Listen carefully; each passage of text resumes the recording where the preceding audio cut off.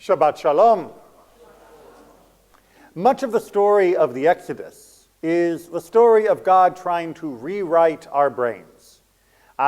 We had become, well, much like anyone else, submerged in the ideology, the materialism, the psychology of the land of Egypt, which was a perhaps perfected form of the ideology of much of the world. And God needed to help break us of that thinking. And in addition to the rules that we see here in this chapter regarding the Ten Commandments and the additional mitzvot that will come throughout the rest of the Torah, we had a daily practice, a daily exercise to think differently. It's called our food. What were we eating during our sojourn in the desert? Manna, right? Or man in the Hebrew, manna in the English. We were eating manna. Now, everybody has heard that. We've all go, oh yes, God fed us manna in the desert, manna, manna, manna. Wonderful, wonderful, wonderful. It was not so casual. You see, every day, the way that the manna came and the way that we interacted with it was an attempt to rewire our brains. So, let's do a little bit of a quick anthropology review. Imagine you are a person living in the ancient world, not an Israelite. You're hanging out somewhere in Anatolia, Turkey. You're in the Hittite Empire. And you are getting up in the morning, and you need to make sure that you have enough food.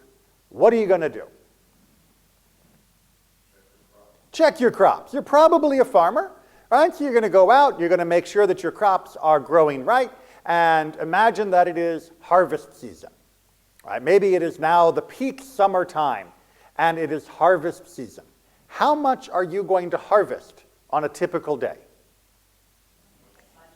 As much as you possibly can. Are you going to eat it all that day? No. Right? Why are you harvesting so much? Why are you harvesting? That means you are up before dawn, and you are asleep in your field in a tiny little hut late at night. Why are you working yourself to the bone during the middle of summer? What's that? There's no grocery store. But, I mean, I'm getting way more than I need for that day. So you want to get everything in before it goes bad in the field so that you can store it for when the crops are not growing. Okay, so you need to get everything in before it rots in the field, or there's a sudden hailstorm, or there's a midsummer fire, or the bandits come around, or anything else goes wrong. And you have to get as much as possible because for a large chunk of the year, those crops are not going to be producing. There's this thing called winter. And during winter, you're not going to be able to go out in your field or your orchard and get your food. So you have to work yourself to death to gather enough. And that creates a certain mentality, and one that, in that unique situation, makes a lot of sense, which is another row of harvesting, another minute out in the fields, makes a tangible and essential difference. Deciding to sleep in the middle of summer when you are a farmer somewhere in the ancient world is basically like saying, meh, so what if I starve to death sometime in February? All right? You are gambling with your life by relaxing. And so you have to feel this compulsion to get up no matter the weather, no matter how you feel, no matter your health, no matter how much you hurt because you were doing this all last week too, no matter how full your silo may look and how confident you may feel that you've got enough, it can never feel like it's enough for you. Because if it ever feels like it's enough, you are now rolling the dice on starvation. So, we're fairly solidly programmed to keep going, more, because if you don't, you could starve. Manna. How did manna come? Spontaneously. How much did we get each day? Enough for one day. Very, very directly, very pointedly, God explains what you get today is it, right? And then tomorrow, you'll get more. But if you try to save any of today's for tomorrow, it's going to go bad. It's literally going to spoil overnight. And being humans, some of the Israelites tested this and said, well, I'm going to save some of what I gathered today just in case there isn't any tomorrow, and that way I'll still have some. Which means two very important things were still going on in their brain. One, they weren't trusting God, because God said there'll be manna tomorrow, it's okay. And two, they would rather go hungry today and think that they were storing for the future than trust that there would be something in that future. They were so hardwired into the feeling that I have to plan for tomorrow, have to plan for tomorrow, I have to work myself to death to make sure tomorrow isn't a place of starvation, that they were willing to cut back on what they got that day. Because remember, they had to save something, and they only got as much as they needed for that day, which means they ate less than they needed on one day, thinking that they could save it for tomorrow. They were rationing themselves into malnutrition, because that's how firm this was built into their psychology. And of course, it turned out not to be necessary. Likewise, on Friday, we would get a double portion. And that way, on Shabbat, we wouldn't have to go out at all. Again, something unthinkable in most ancient cultures. To spend one whole day, every week, not panic-stricken trying to make sure you had enough, not putting in that little extra bit of effort, 1/7 of your productivity down the drain. How are you going to feel in February when your food runs out and you know that you took Shabbat off? Well, God teaches us with the manna that that's not the way it works. That additional 1/7 is not the difference between starvation and fullness.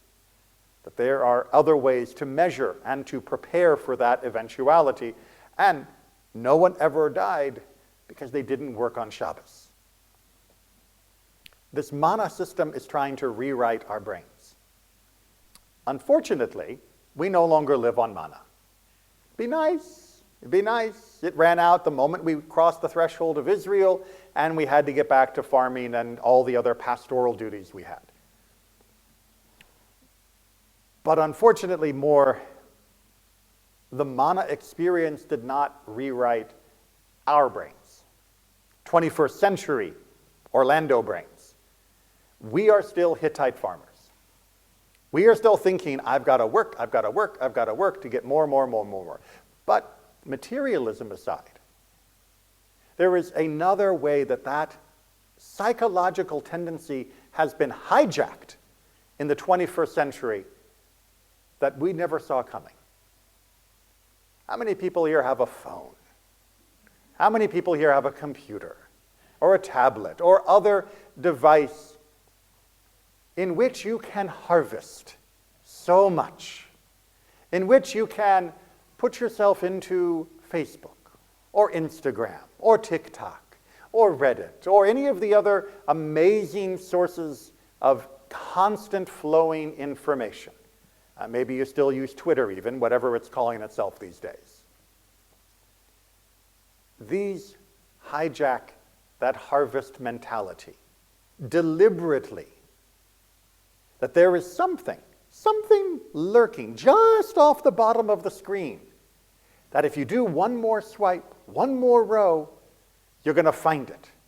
That will be the new post that is going to enlighten you, or inform you, or enrage you in ways that are still strangely satisfying, or maybe even make you feel cute and happy with a lovely AI picture of cats. There's something just off the bottom of that screen, just like there's something in that last row in your field, that if you don't get to it, you don't know whether or not you're going to be missing out on something crucial, critical. And so your finger keeps going through the endless scroll, because there's something there. You know there's got to be something there. I mean, after all, it's all been gathered together for you. the wisdom of the world has been put together throughout all of these beautiful, beautiful pieces of software. And they've made it so convenient, so easy.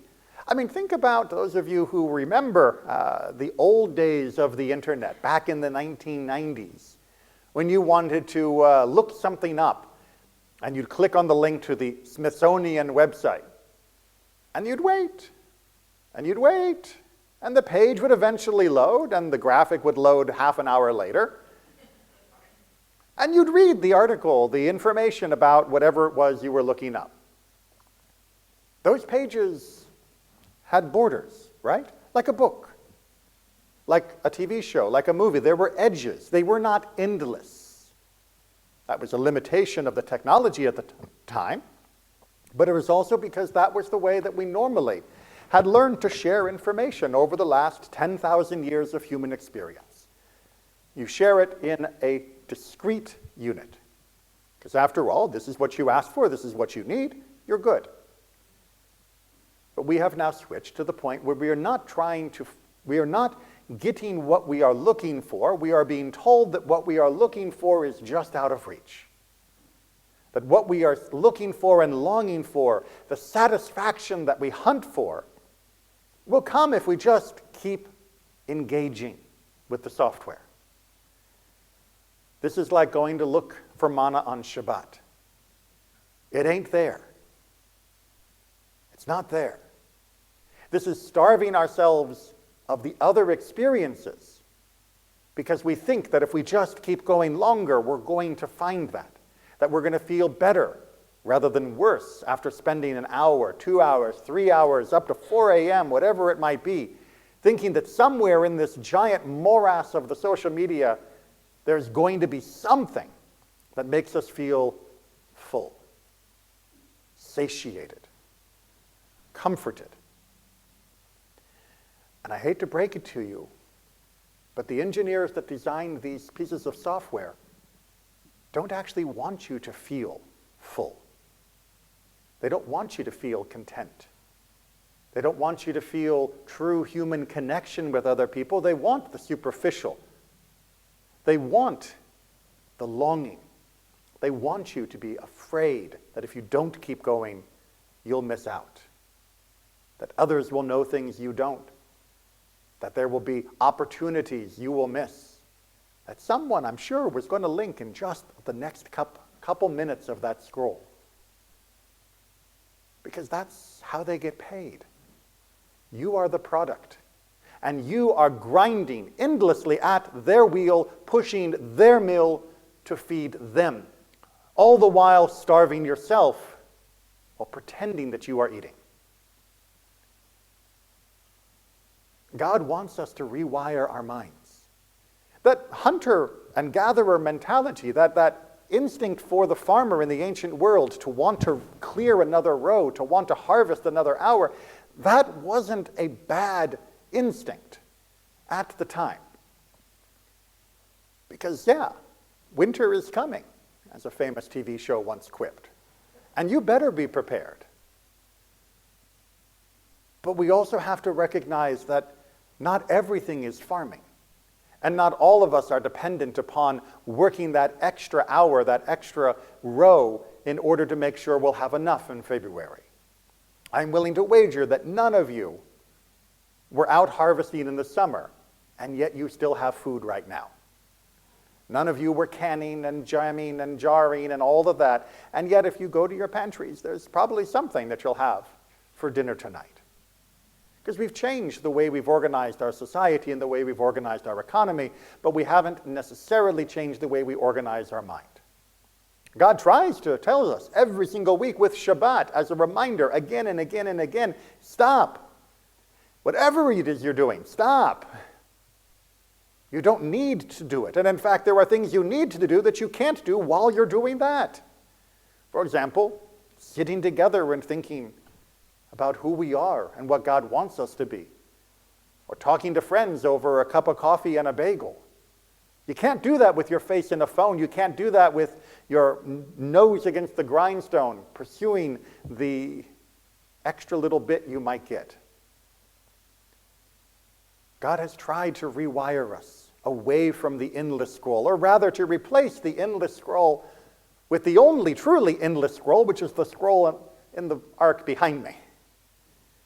Because in that we find that there is something different for humanity, something else in store for us than just the endless grind, than just the constant scroll, than just the hope that something will come and feed my soul if I just keep working at it longer. It tells us no. It's close. It's already in your hands. It's in your hearts. It's in your communities. It's in your families right here, right now.